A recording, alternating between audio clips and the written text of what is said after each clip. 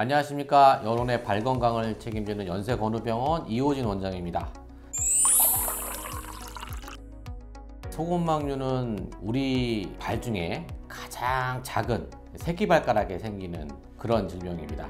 아마 무지외반증은 잘들 아실 거예요. 무지외반증은 엄지가 밖으로 휘면서 내측이 아픈 건데요. 반대로 소금막류는 새끼발가락이 안쪽으로 휘면서 외측이 아픈 겁니다. 소금막류의 증상, 그러니까 주증상은 당연히 여기가 튀어나온 부분에 염증이 생기는 거죠. 보통은 의학적인 표현은 점액낭염 이렇게 표현할 수도 있고요. 압력이 많이 가면서 피부 각과증, 굳은살이 생길 수도 있습니다. 굳은살은 바로 닿는 외측 부위 또는 바닥 부위에도 생길 수 있습니다. 자, 이런 소금막류가 생겼을 때 아프면 보행 자체가 약간 삐뚤어지겠죠. 그러면서 이제 2차적으로 무릎이나 발목 같은 데 영향을 줄 수도 있을 겁니다. 자, 그럼 이런 소금막류가 있을 때 과연 우리가 어떻게 치료를 해야 되냐? 아까도 말씀드렸듯이 신발을 신지 않으면 안 아플 확률이 많습니다. 물론 안 그러신 분도 있겠지만, 따라서 넓은 신발을 신는 게 굉장히 중요해요. 신발 자체가 좁은 신발은 당연히 자극을 더 많이 주겠죠. 근데 넓은 신발 신으면은 자극을 가는 횟수나 이런 강도를 줄일 수 있을 겁니다. 그리고 또 하나는 점액낭염이 있을 때 소염제와 같은 약을 복용하는 겁니다.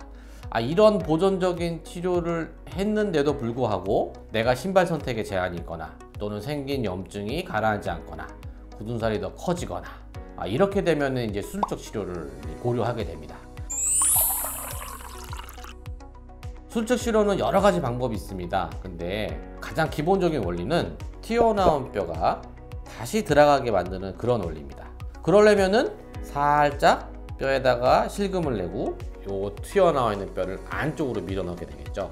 물론 소금막류의 변형, 그러니까 소금막류의 변형은 여러 가지로 분류가 됩니다. 외측이 튀어나오려면은 이게 5번 중족골인데요. 5번 중족골, 얘가 1번, 2번, 3번, 4번, 5번입니다. 이 5번 중족골두, 다시 말하면 이 헤드 부분, 골두 부분이 큰 사람들이 있거든요. 그런 사람들은 잘 자극이 되겠죠. 또 한 가지는 4번과 5번의 중족골 감각, 다시 말하면 4번 중족골과 5번 중족골이 벌어진 분들이 있어요. 그러면은 4번, 5번이 이렇게 양쪽으로 벌어지게 되면 당연히 바깥쪽으로 더 많이 도출된 부분이 많겠죠. 또 하나는 5번 중족골이 이렇게 휘어진 분이 있습니다. 중족골이 이렇게 휘어 있으면은 중족골두 부분이 외측으로 많이 튀어나오게 돼서 신발에 많이 잘 닿겠죠.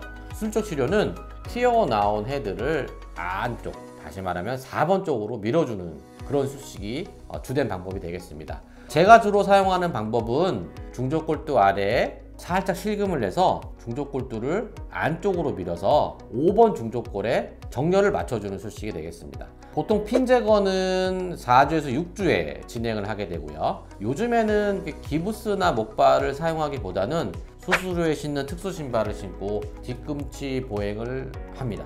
그리고 뒤꿈치 보행을 하시면서 엑스레이 체크를 한 후에 4주나 6주경에 핀을 제거하고 5번 중족골두, 다시 말하면 발의 외측부로 체중부하를 시작하실 수 있습니다. 소금막류는 발가락이 작기 때문에 보통 왜 이러지 하면서 간과되는 경우가 간혹 있습니다. 따라서 새끼발가락 쪽이 많이 아프시면 간단하게 넓은 신발을 신다든가 이런 트라이를 해보실 수가 있겠죠. 하지만 그러고도 계속 새끼발가락 쪽이 아프시다면 정확한 진단과 치료를 위해서 병원에 내원하시는 것이 좋겠습니다.